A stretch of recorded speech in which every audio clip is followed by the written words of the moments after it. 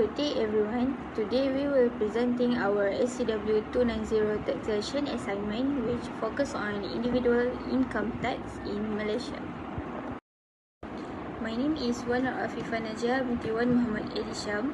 Today I will briefly explain the concept of individual income tax in Malaysia and how it is applied in our analysis. Taxation plays an important role in ensuring a fair contribution to national revenue and in supporting Malaysia's economic stability. In Malaysia, individual income tax is governed by the Income Tax Act 1967. One of the main sources of taxable income is employment income under Section 4B of the Act. This includes salary, bonuses, perquisite, benefit in kind, accommodation benefit, and compensation received from employment. Besides employment income, individuals may also earn other types of income such as interest, rental income, and annuities. These sources of income are taxable under Section 4C to 4E of the Income Tax Act. After all sources of income are combined, personal relief are deducted to arrive at the chargeable income. Based on this chargeable income, the tax payable is then calculated.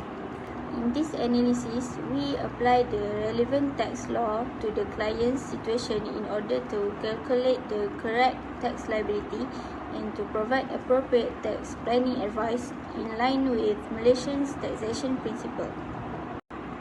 Next, I will explain the tax position in our client, Mr. Ahmad Hamizan bin Kamal. Mr. Ahmad Hamizan is a 35 years old Malaysian tax resident. He lives with his 6-year-old child and his mother. He is currently employed as a project engineer in a private construction company located in Perak. He joined the company in the year 2021 and has a total of 8 years of working experience in the construction industry. Now, I will explain this employment income which is taxable under Section 4B of the Income Tax Act 1967. Firstly, under cash employment income as stated in Section 13(1)(a), Mr. Ahmad Hamizan received a basic salary of 7,800 ringgit per month. For the year of assessment, this amounts to 93,600 ringgit. He also received a performance bonus of 5,000 ringgit. In addition, he received several allowance. His travelling allowance is 700 per month. He also received a meal allowance of 300 ringgit per month, amounting to 3,600 ringgit per annually. Furthermore, he received shopping vouchers worth 600 ringgit, which are considered taxable perquisite. Next, we move on to benefit in kind under Section 31B and 31C. Mr. Ahmad Hamizan is provided with a pickup truck by his employer. The cost of the vehicle is 120,000 ringgit and it is used for both official and private purpose. Therefore, the benefit in kind value of the vehicle is taxable. He is also provided with fully furnished accommodation by his employer. For tax purpose, the accommodation benefit is valued based on the prescribed percentage of his gross employment income and not based on the actual rental value of 26,400 ringgit. Besides that, Mr. Ahmad Hamizan received other employment-related income. He received a payout of 12,000 ringgit from an unapproved provident fund under Section 31D. Both the employer's contribution and the interest earned are taxable. Lastly, he received compensation for loss of employment amounting to 78,000 ringgit under Section 31E. However, an exemption of 10,000 ringgit is allowed for each completed year of service. Therefore, only the balance amount after exemption will be subject to tax. Hi and Assalamualaikum everyone. My name is Wainur Umaira Asham. I will explain Ahmad's personal reliefs and other sources of income in addition to his employment income under Section 4B. Firstly, Ahmad qualifies for several personal tax reliefs. He spends 2,000 ringgit on kindergarten fees for his child. He also purchases books worth 2,550 ringgit during Book Fest Malaysia by Popular and electronic gadgets costing 3,000 ringgit which are eligible under lifestyle relief. Ahmad is active in fitness activities and spends 800 ringgit on sports equipment. In terms of savings and protection, Ahmad contributes 5,500 ringgit to his EPF and insurance scheme and pays 90 ringgit for his child's life insurance. He also enrolls in a professional engineering safety course costing Rm 4,500, which qualifies as an education-related relief. Since Ahmad is the only child, he supports his mother who is 63 years old and has no income. He brings his mother for monthly medical examinations costing 750 ringgit per month. In addition, Ahmad installs an EV charging facility at home worth 3,450 ringgit.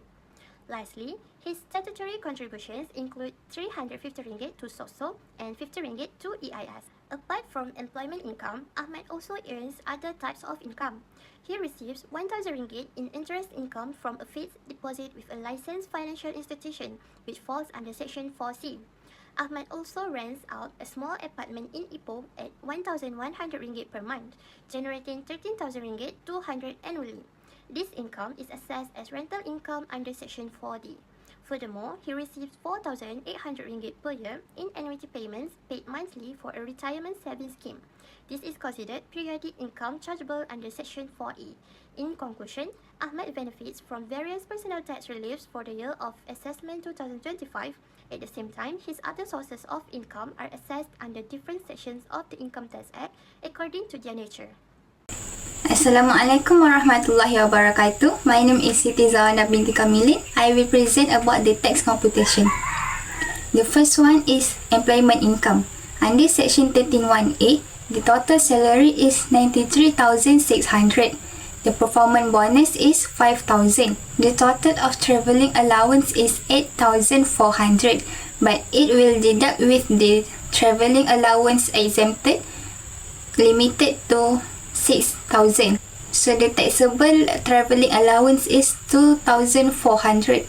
For meal allowance, the total is 3,600. Shopping voucher 600, and the total for Section 13(1)(a) is 105,200. Under Section 13(1)(b), the cost of pickup truck is 120,000, but we only record the annual value of private usage of the pickup truck. We only record 5,000 ringgit, and the fuel is 1,500. The total taxable pickup truck is 6,500. Under Section 31C, fully furnished accommodation, it is 30% from the annual salary. So 30% we multiply it with 93,600. The total is 28,080 ringgit. Under Section 31D, unapproved provident fund, the total is 10,000 ringgit. Under Section 13(1)(e), compensation for loss of employment, we deduct it with exemption of 10,000 ringgit for each completed year of service. The completed year of service is 5 years. We deduct 78,000 with 50,000 ringgit. So the total is 28,000. Add all the total of Section 31A, B, C, D, and E, and we get the total employment income. So the total employment income is 177,780 ringgit. Next, we start with other income under Section 4.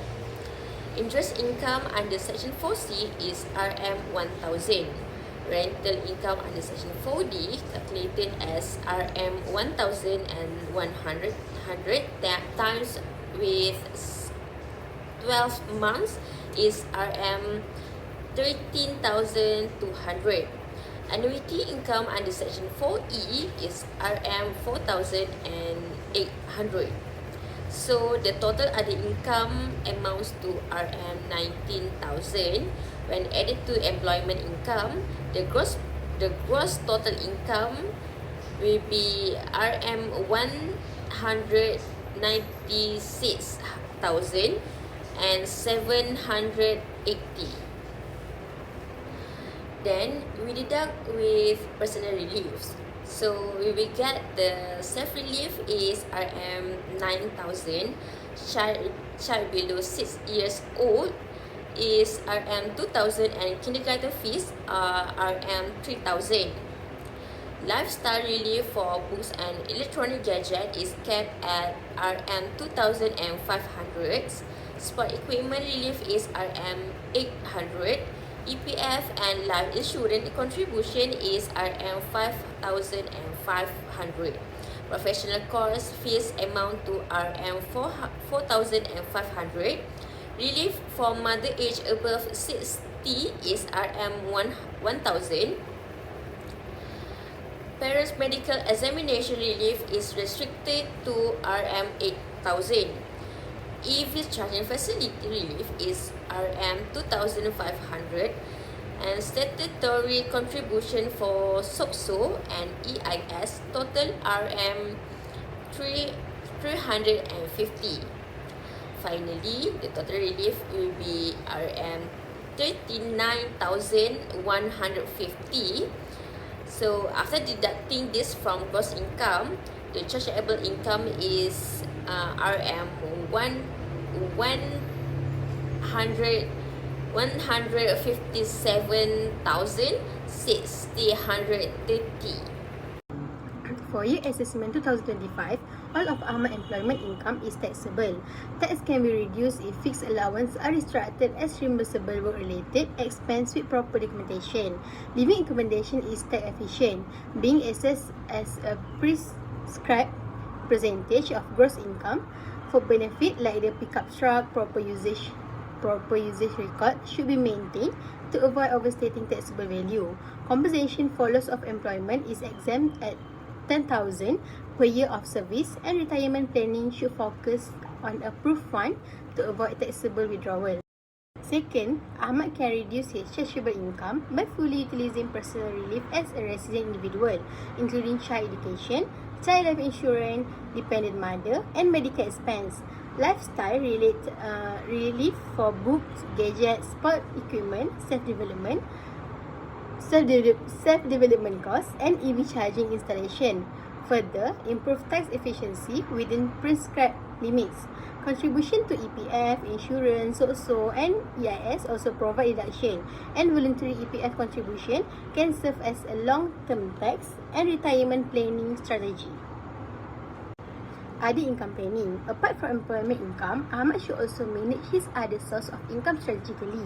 Interest income from fixed deposit with licensed institution is generally tax exempt and remain a tax efficient investment option. For rental income, allowable expense such as assessment tax, quiet rent, maintenance costs, and agent fees should be claimed to minimize net taxable income. Although annuity income is taxable, a review of the retirement scheme may help identify more tax efficient alternative. Overall recommendation: overall proper structure of employment benefit, maximizing personal relief, and effective management of other income source can legally minimize Ahmad tax liability. Accurate documentation and disciplined record keeping are essential to ensure full compliance with Malaysian tax regulation. To conclude, for year assessment 2025, Ahmad income includes salary, allowance, gratuitous benefit in kind, living accommodation, termination payments, and other sources such as rental and annuity income. Despite the complexity, proper tax planning allow him to legally minimize tax while complying with the Income Tax Act 1970. Correct classification and valuation of benefit in kind and accommodation prevent overstating taxable income. Full utilization of personal relief covering child education and insurance, lifestyle and self-education expense, EPF, SOCSO, EIS, medical expense, and other dependent care further reduce chargeable income. Managing other income source through allowable deduction and tax-efficient investment enhance tax efficiency with proper record and strategic planning. Ahmad can achieve an optimal tax outcome for year assessment 2025.